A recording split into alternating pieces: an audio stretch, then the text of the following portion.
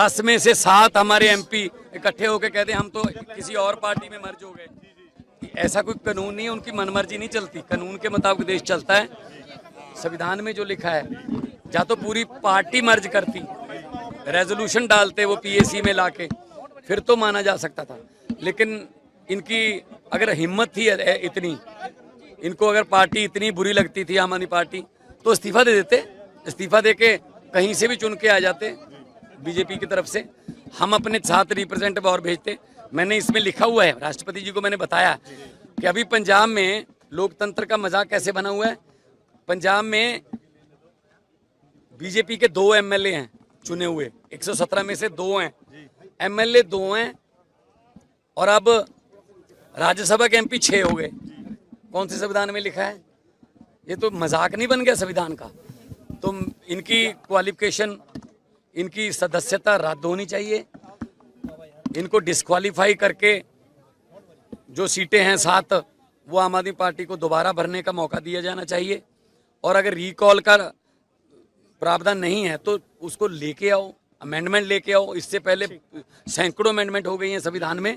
तो मैंने राष्ट्रपति जी को ये बताया, राष्ट्रपति जी ने कहा कि मैं संविधान के स्पेशलिस्टों से बात करके आपको रिस्पॉन्ड बैक करूंगा। मान साहब ये भी कहा कि बंगाल जीत गई है बीजेपी, अब पंजाब का नंबर है, पंजाब बीजेपी की तरफ से एक्सपर्ट पोस्ट किया गया है, क्या इस पर आप प्रतिक्रिया देंगे? पंजाब के प्रति कभी उन्होंने कोई दया दिखाई है? 3 कानून काले वो पंजाब के लिए लेके आए। वो किसानों का आंदोलन हुआ तो माफी मांगनी पड़ी, यू टर्न लेना पड़ा। कभी कहते हैं बीबीएमबी में हम और राज्यों के जो मेंबर देकर बीबीएमबी पंजाब से छीन लेंगे, भाखड़ा डैम पंजाब से छीन लेंगे, चंडीगढ़ पंजाब से छीन लेंगे, पंजाब यूनिवर्सिटी पंजाब से छीन लेंगे।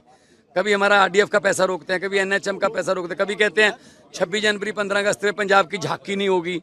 तो पंजाब के तो कट्टर विरोधी हैं वो, तो पंजाब में किस मुंह से आके वोट मांगेंगे? किस मुंह से कह रहे हैं कि पंजाब का नंबर है? आपकी मुलाकात से पहले सभी सांसद जो है वो राष्ट्रपति से मिले, वो ये कह रहे हैं कि पंजाब सरकार बदले की भावना के तहत काम कर रही है। कोई बदले की भावना नहीं है। अगर वो बीजेपी में शामिल हो गए, इसका मतलब ये नहीं है कि कानून से ऊपर हो गए। अगर फ्यूचर में भी कोई गलती करेंगे या उनकी शिकायत आएगी, सख्त से सख्त पर्चे होंगे। चीजें कह रहे हैं। सवाल अब लेकिन यहाँ तक आ गया कि पंजाब में आम आदमी पार्टी की सरकार बचेगी या राघव चड्ढा कुछ खेल करेंगे? देखिए, भारतीय जनता पार्टी ने जिस तरीके से 2018 के चुनाव में मध्य प्रदेश में कांग्रेस को वहाँ की जनता ने पूरा जनादेश दिया, सरकार बनी, उसके बाद वहाँ 1-1.5 साल के बाद विधायकों को तोड़ा। तो जोड़ तोड़ की राजनीति करना, खरीद फरोख्त करना, विधायकों को खरीदना, लोगों पे नेताओं पर प्रेशर डाल के अपने साथ मिलाना, ये भाजपा का पुराना इतिहास है। तो राघव चड्ढा ने ये कहा है ना कि आम आदमी पार्टी की सिर्फ एक ही राज्य में सरकार है और भाजपा की 21 से 22 राज्य में सरकार है। तो देखिए, राघव चड्ढा अभी कुछ दिन पहले तक बड़ी ईमानदारी की पिपरी बजाते थे, भाजपा को कहते थे चोर हैं, गुंडों की पार्टी है, कोई ऐसा नहीं जो मुझे खरीद सके, बीजेपी में सारे भ्रष्टाचारी वॉशिंग मशीन में धुल जाते। अब राघव चड्ढा कहाँ गए वे? कहाँ गए आपके वो संस्कार जो रात दिन भाजपा को पानी पी पी के कोसते थे और ये कहते थे कि भाजपा गुंडों की पार्टी है? अब ये बताइए, राघव चड्ढा ऐसी कौन सी वॉशिंग मशीन में धुले हैं कि गुंडों के साथ जाकर बैठ? ये मैं नहीं कह रहा गुंडा, ये राघव चड्ढा के स्वयं बयान है, उन्होंने गुंडा कहा।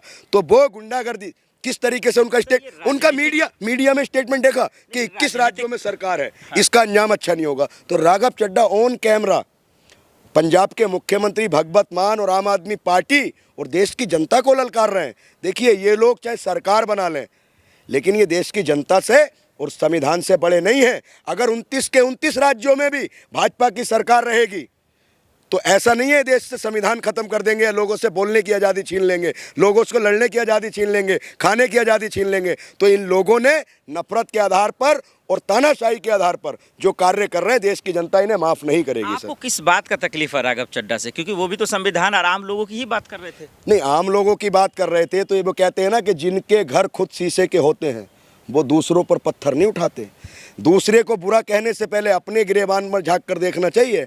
आज से कुछ दिन पहले बीजेपी बहुत बुरी पार्टी थी, बीजेपी बलात्कारियों की पार्टी थी, बीजेपी कम्युनल दंगे कराती थी, बीजेपी झूठों की पार्टी थी, बीजेपी मक्कारों की पार्टी थी। ये हम नहीं कह रहे सर, ये राघव चड्ढा खुद कहते थे।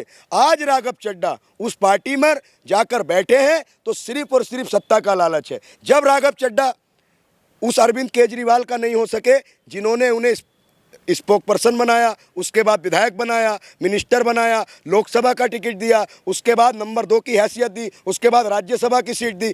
जब वो अरविंद केजरीवाल को और तमाम देश की जनता को धोखा दे सकते हैं तो ऐसे नेताओं पर एतबार करना गलत है। इस 2026 में अगर कहीं भी निकम्मेपन का, दोगलेपन का, झूठ का कोई सबसे बड़ा नाम आएगा तो वो नाम मात्र राघव चड्ढा का इतिहास में लिखा उस पर जाएगा। यकीन नहीं है, एतबार नहीं है, विश्वास नहीं है, लेकिन लोग कह रहे हैं कि भाई पंजाब का सीएम बनने जा रहा है राघव। अरे सर, सीएम बनने जा रहा है। एक बार बताइए, जनादेश की चोरी पंजाब में जनादेश किसको दिया? वहां की जनता ने आम आदमी पार्टी को दिया। अब आप जनादेश की चोरी कर कर, खरीद फरोख्त कर कर, जोड़ तोड़ कर कर अगर आप सरकार बना लेंगे तो आपने जनादेश जनता ने आपको नहीं दिया।